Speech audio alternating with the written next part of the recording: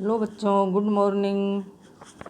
आज हम अपनी पढ़ाई की श्रृंखला में तीसरा पार्ट शुरू करेंगे सेनापति का। लेकिन इससे पहले मैं आपको एक मोटिवेशन कोट सुनाती हूँ, जिसे ध्यान में रखते हुए आप अपनी पढ़ाई करें। तो कड़ी मेहनत आपको वहाँ पहुँचा देती है जहाँ अच्छी किस्मत शायद आपको पहुँचा दे। बच्चों ध्यान से सुने, कड़ी मेहनत आपको वहाँ पहुँचा देती है जहाँ अच्छी किस्मत शायद आपको पहुँचा दे। कड़ी मेहनत हमें जीवन में हमेशा करनी चाहिए, क्योंकि अगर हमारी किस्मत कितनी ही ख़राब क्यों न हो, लेकिन अगर हमने कठोर मेहनत की है, कड़ी मेहनत की है, तो हम अपने लक्ष्य को ज़रूर प्राप्त कर सकते हैं। लेकिन अच्छी किस्मत होने के बावजूद भी ज़रूरी नहीं कि हमें अपने लक्ष्य की प्राप्ति हो सके। इसलिए अच्छी किस्मत के भरोसे बैठे रहना बिल्कुल भी ठीक नहीं है।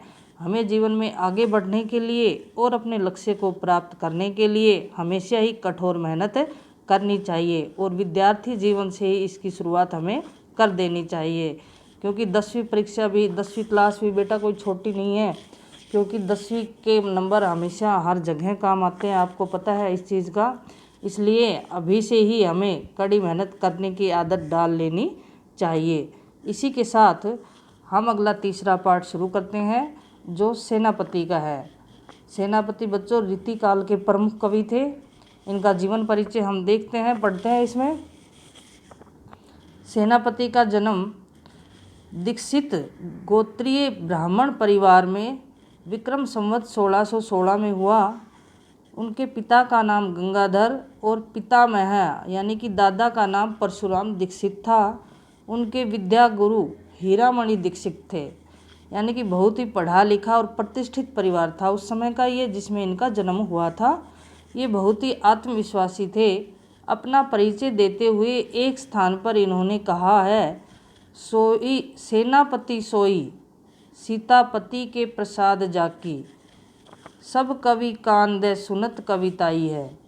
सेनापति ने कहा कि मैं वही हूँ जो सीतापति अर्थात श्री रामचंद्र जी के प्रसाद स्वरूप हुआ है, जिसका जन्म श्री रामचंद्र जी की कृपा से या उनके प्रसाद स्वरूप हुआ है। सब कवि कान दे सुनत कविताई है, इसलिए सभी कवि ध्यान दे और मेरी कविताई को सुने।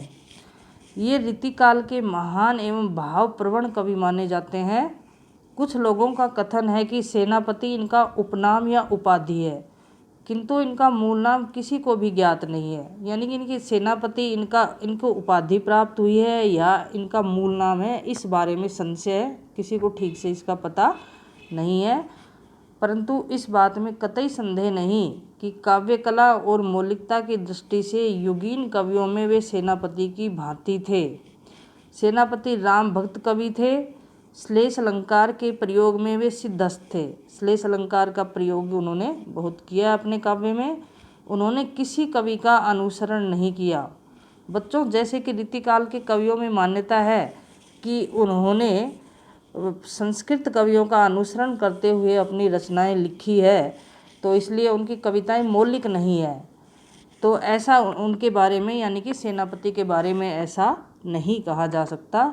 ये रीतिबद्ध कवियों की श्रेणी में आते हैं।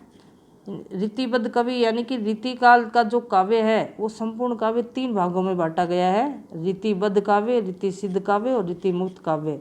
तो ये रीतिबद्ध कवियों की श्रेणी में आते हैं। इनकी 2 रचनाएं प्रसिद्ध है, काव्य कल्पद्रुम और कवित रत्नाकर। काव्य कल्पद्रुम जो अप्राप्य है, यानी कि अभी तक प्राप्त नहीं हुई है। इनका काव्य शास्त्रीय ग्रंथ रहा होगा। इनके कविताओं में अलंकार और रस ध्वनि के उदाहरण एक से बढ़कर एक मिलते हैं। इन्होंने अलंकार संप्रदाय का अनुसरण किया है, यानी कि अलंकार युक्त इन्होंने रचनाएं लिखी है। सेनापति ब्रज भाषा के कवि हैं। साधारण शब्द भी उनके हाथ में आते ही सैनिक की भांति सशक्त बन जाते हैं, यानी कि इन्होंने ब्रज भाषा का प्रयोग किया गया है। ब्रज भाषा मधुर काव्य रचना के लिए, मूल रूप से श्रृंगार युक्त काव्य रचना के लिए श्रेष्ठ मानी जाती है। लेकिन फिर भी इन्होंने जो प्रकृति चित्रण किया है और जो ब्रज भाषा का जितना भी चित्रण इन्होंने किया है वो बहुत ही श्रेष्ठ ढंग से किया है। ब्रज भाषा के साथ साथ इन्होंने फारसी शब्दों का प्रयोग भी किया है। उनकी रचनाओं में प्रसाद और ओज गुण की प्रधानता है। परिमार्जित भाषा का प्रयोग और भाव गांभीर्य उनके काव्य की प्रमुख विशेषता है। हम इसमें मोटी मोटी चीज़ें बच्चों याद कर लेते हैं, क्योंकि सारा कुछ आपको याद होगा नहीं। मुख्य रूप से तो ये कर लेते हैं कि इनका जन्म विक्रम संवत 1616 में और अनूप शहर में हुआ था। पिता का नाम गंगाधर और पितामह का नाम परशुराम दीक्षित था। प्रमुख राम भक्त कवि थे ये, और श्लेष अलंकार का इन्होंने अपने काव्य में अधिकतर प्रयोग किया है। अलंकारों का तो और भी प्रयोग आया है, लेकिन मूल रूप से श्लेष अलंकार का प्रयोग इन्होंने किया है। रीतिबद्ध कवियों की श्रेणी में ये माने जाते हैं। इनकी प्रमुख 2 रचनाएं हमको याद करनी बहुत ज़रूरी है, इसलिए काव्य कल्पद्रुम जो तो प्राप्त हुई नहीं है, और कवित रत्नाकर इनकी बहुत ही प्रसिद्ध रचना है जो 5 भागों में है, और इसके चौथे और 5वें भाग में रामकथा का चित्रण किया गया है। अलंकार संप्रदाय का इन्होंने अनुसरण किया है। इसके अतिरिक्त मोटी मोटी चीज़ें मैं आपको फिर से बता रही हूँ इसमें।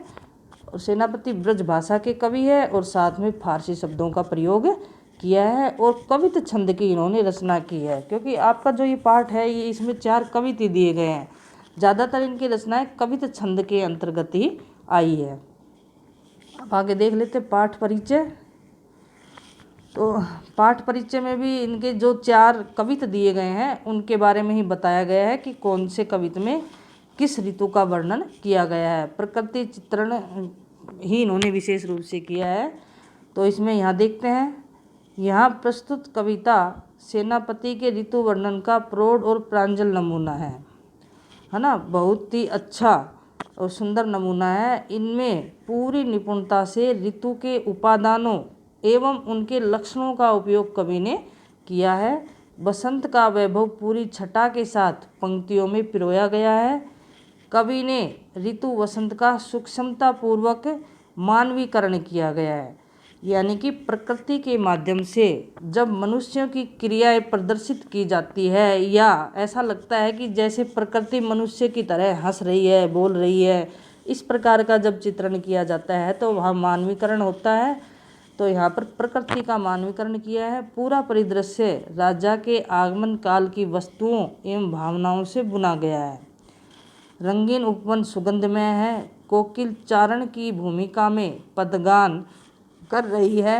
शोभा के सुख में उपकरण सेना के कवायद की छवि उत्पन्न कर रहा है, क्योंकि राजा एकाकी गमन नहीं करता है।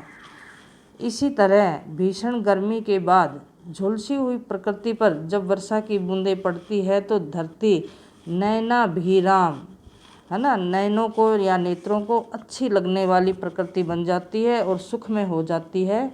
मानसून का आगमन इस कृषि प्रधान देश के लिए एक उत्सव की तरह होता है। कवि ने डूबकर बरसात के ऋतु चक्र को आँखों के आगे साकार कर दिया है। शीत ऋतु की आक्रामकता को सेनापति के आचरण में कवि ने वर्णित किया है। इस हमले ने पूरी प्रकृति को पराजित कर दिया है। बर्फीली हवा की चुभन तीर के समान घातक है। सूरज का तेवर निस्तेज पड़ गया है। अलाव की आग को घेरकर जन समुदाय ठिठुर रहे हैं। देशज समाज पर ऋतुओं के प्रभाव का इतना जीवंत वर्णन ही सेनापति को कालजयी कवि बनाता है। मुख्य रूप से इस पाठसार का ये तात्पर्य हुआ बच्चों कि इसमें 4 ऋतुओं का वर्णन 4 सवैयों में किया गया है। पहला जो सवैया आपका दे रखा है उसमें वसंत ऋतु का चित्रण किया गया है और मानवीकरण अलंकार का प्रयोग किया गया है, यानी कि प्रकृति को मानव जैसी प्रक्रिया करते हुए दिखाया गया है, जो आपका पहला कविता है। दूसरा है ग्रीष्म ऋतु का चित्रण, जिसमें ग्रीष्म और इसमें बहुत ही यानी कि जो कवित छंद है इसके माध्यम से ग्रीष्म और वर्षा ऋतु का, यानी कि इस कविता के 2 अर्थ निकलेंगे, एक तो गर्मी के हिसाब से और एक वर्षा के हिसाब से। ये बड़ा ही श्लेषपूर्ण है। श्लेष अलंकार वही होता है जहाँ पर एक शब्द के अनेक अर्थ निकलते हैं, और बहुत ही सुंदर चित्रण। ऐसा पूरे हिंदी साहित्य में किसी ने नहीं किया कि एक ही कविता के 2 अर्थ निकल रहे हैं। इसमें जब मैं आपको आगे पढ़ाऊंगी तब आपको बच्चों पता चलेगा। तो और बहुत ही इम्पोर्टेंट भी है, ये बहुत महत्वपूर्ण पद है ये इनका। तीसरे में वर्षा ऋतु का चित्रण किया गया है, जिसमें नायिका के विरह का चित्रण किया गया है। और चौथा सवैया इसमें कविता इसमें दिया है शीत ऋतु का, तो शीत ऋतु का चमत्कारी चित्रण इसमें किया गया है और नायिका के आलंबन और उद्दीपन रूप दोनों का चित्रण इसमें कवि ने किया गया है। ये आपके पाठ परिचय का सार है कि इसमें 4 ऋतुओं का चित्रण अलग अलग छंद में, अलग अलग कवित छंद में किया गया है। तो हम इसमें पहला पढ़ लेते हैं। पहले ऋतु वर्णन। ऋतु वर्णन का पहला कवित, ये ध्यान से देखिए बच्चों। तो इसमें है, बरन बरन तरु फूले उपवन वन, सोई चतुरंग सन दल लहियतु है ना। बरन बरन अनेक प्रकार के, यानी कि विभिन्न रंगों के।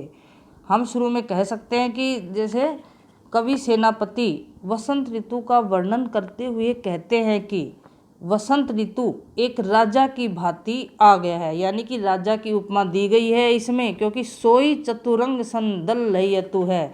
यहाँ पर जैसे राजा अपनी सेना को, 4 प्रकार की सेना को सजाकर आ गया है, इसी प्रकार से यहाँ पर प्रकृति का चित्रण और पहले में वसंत ऋतु का चित्रण किया गया है। कवि वसंत ऋतु का चित्रण करते हुए या वर्णन करते हुए कहते हैं कि बरन बरन तरु फूले उपवन वन। उपवन का अर्थ बगीचा होता है और वन का अर्थ वन, कि प्रकृति में उपवन और बगीचों में या उपवन और वन में अनेक प्रकार के फूल खिले हुए हैं। तरु का अर्थ पेड़ों पर, बगीचों में और वन के पेड़ों में अनेक प्रकार के फूल खिले हुए हैं। सोई चतुरंग दल संग दल लहियतु है। सोई वही, यानी कि जब उस प्रकृति को देखते हैं, जब तरह तरह के फूल खिले हुए हैं, तो वह प्रकृति ऐसी लगती है मानो कोई राजा चतुरंगिणी सेना का दल लेकर, चतुरंगिणी 4 प्रकार की सेनाएं मानी जाती है, हाथी, घोड़े, रथ और पैदल सेना। तो जैसे कोई राजा चतुरंगिणी सेना को लेकर के वहाँ पर आ गया हो, ऐसा प्रतीत हो रहा है। लहियतु का अर्थ होता है सुशोभित होना। जब प्रकृति में खिले हुए रंग बिरंगे फूलों को देखते हैं तो उन फूलों को देखकर ऐसा लगता है मानो कोई राजा अपनी चतुरंगिनी सेना को साथ लेकर वहाँ पर सुशोभित है। ध्यान से पढ़ेंगे तो आ जाएगा समझ में बच्चों। बंदी जिमी बोलत बिरद बीर कोकिल है, गुंजत मधुप गान गुन गहियतु है। बंदी वंदना करने वाले, जिमी जैसे, बोलत बोल रहे हैं, विरद बीर कोकिल है। वीर का अर्थ तोता और कोकिल का अर्थ कोयल। तो जब प्रकृति में कोयल और तोते बोल रहे हैं तो ऐसा लग रहे हैं जैसे कि वे प्रकृति की वंदना कर रहे हो। बंदी का अर्थ वंदना करना, जिमी जैसे, है ना। जब कोयल वसंत ऋतु आने पर जब तोते और कोयल बोल रही है तो ऐसा लग रहा है जैसे कि वह प्रकृति की वंदना कर रहे हो। गुंजत मधुप गान गुण गहियतु है, और उनके गुणों को ग्रहण करते हुए, गुण गहियतु का अर्थ ग्रहण करना, यानी कि प्रकृति के गुणों को ग्रहण करते हुए ही है, क्योंकि जिस प्रकार का वातावरण हो जाता है उसी प्रकार का स्वभाव में परिवर्तन भी हो जाता है। तो जिस प्रकार से अन्य पक्षी बोल रहे हैं वसंत ऋतु आने पर, उसी प्रकार से भंवरे भी उनके गुणों को ग्रहण करते हुए, मधुप का अर्थ भंवरा, गुंजत गुंजायमान हो रहा है, और मीठी वाणी, गान का अर्थ जैसे कुछ गा रहा हो, तो उनके गुणों को ग्रहण करते हुए भंवरा भी जैसे मीठी वाणी में कुछ गुंजायमान हो रहा है या प्रकृति का गान कर रहा है। आवे आस पास पुहुपन की सुवास ओई, सोने के सुगंध मान सने रहियतु है। आवे आस पास, वहाँ पर यानी कि वसंत ऋतु आने पर चारों ओर पुहुपन यानी कि पुष्पों की, फूलों की सुवास, अच्छी सुगंध, सोई, वसंत ऋतु आने पर पुष्पों की अच्छी सुगंध चारों ओर फैल गई है। सोने के सुगंध माज सने रहियतु है। ऐसा लगता है कि जैसे जिस प्रकार से महलों में चारों ओर सुगंध फैली होती है ना, सुगंध माज, माज का अर्थ बीच में, जिस प्रकार से जब महलों में, क्योंकि राजा का चित्रण किया गया है, तो जिस प्रकार से महलों में चारों ओर सुगंध का विस्तार रहता है, चारों ओर सुगंध फैली रहती है, उसी प्रकार से प्रकृति में भी फूलों की सुगंध चारों ओर फैल गई है। शोभा को समाज सेनापति सुख साज आज, आवत बसंत ऋतु राज कही यतु है। कवि सेनापति कह रहे हैं, पहले नीचे वाली लाइन से हम लेते हैं, आवत वसंत ऋतु राज कही यतु है। कवि सेनापति कह रहे हैं कि ऋतुओं में राजा, ऋतु राज, ऋतुओं का राजा, वसंत ऋतु आने पर आज सारा ही समाज शोभायमान हो रहा है और सुख साज आज, और सभी लोग सुखपूर्वक रह रहे हैं, है ना। वसंत के आगमन से आसपास के फूलों में सुगंध भरी रहती है, जिस प्रकार से राजाओं के महलों में सर्वत्र फूलों की सुगंध व्याप्त रहती है, और शोभा के समूह एवं सुख में सुंदर साज सज्जा से युक्त ऋतुराज वसंत एक राजा की भांति आता हुआ सुशोभित हो रहा है। इस प्रकार से इसमें क्या है कि प्रकृति चित्रण किया गया है और एक राजा की उपमा दी गई है। एक तरह से प्रकृति को राजा की चतुरंगिणी सेना बताया है, और जिस प्रकार से राजमहलों में जो ठाठ बाट रहते हैं, उसी प्रकार से वसंत ऋतु आने पर भी प्रकृति में भी उसी प्रकार का वातावरण व्याप्त हो जाता है, जिस प्रकार से महलों में होता है। तो ये तो मानवीकरण इसमें कवि ने किया गया है। इसमें जैसे अनुप्रास, रूपक और उपमा अलंकारों का प्रयोग किया ही गया है, और कवित छंद, जैसे मैंने आपको बच्चों बताया था कि सारे ये चारों ही आपके कवित दिए गए हैं, और कवित एक छंद ही होता है, तो कवित छंद का प्रयोग और ब्रज भाषा का सुंदर प्रयोग इसमें किया गया है।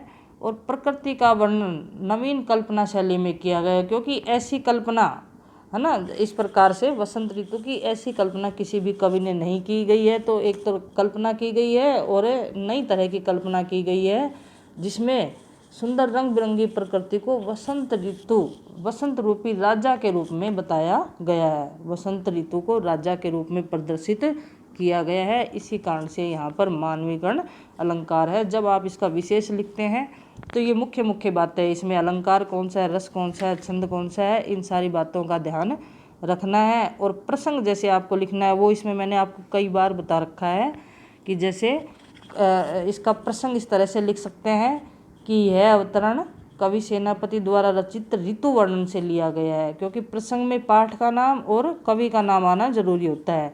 तो यह अवतरण या प्रस्तुत अवतरण कवि सेनापति द्वारा रचित ऋतु वर्णन से लिया गया है। इसमें वसंत ऋतु को एक राजा की तरह दर्शाकर उसके ऋतुराज अर्थात ऋतुओं का राजा नाम को भी सार्थक बतलाया गया है। इस तरह से आप इसका प्रसंग लिख सकते हैं। फिर व्याख्या और फिर विशेष में मैंने जैसे कि आपको रस, अलंकार, छंद, भाषा, शैली जो चीज़ें भी बताई वो सारे भी आप लिख सकते हो।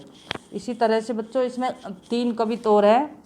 दूसरा कविता में आपके जो इसका ग्रीष्म ऋतु का साथ साथ में वर्षा ऋतु का भी चित्रण किया गया, तो काफ़ी बड़ा ये हो जाएगा, समझने में आपको थोड़ी दिक्कत होगी। तो इस वीडियो में नहीं, मैं अगले दूसरे वीडियो में इन तीनों कविता का अर्थ बताऊंगी, जो आगे कल आएगी। तो बहुत ही ध्यान से आपको पढ़ना है, शब्दार्थ भी याद करने हैं और कवि परिचय याद करना है साथ में बच्चों। और सुनने के लिए बहुत बहुत धन्यवाद। अब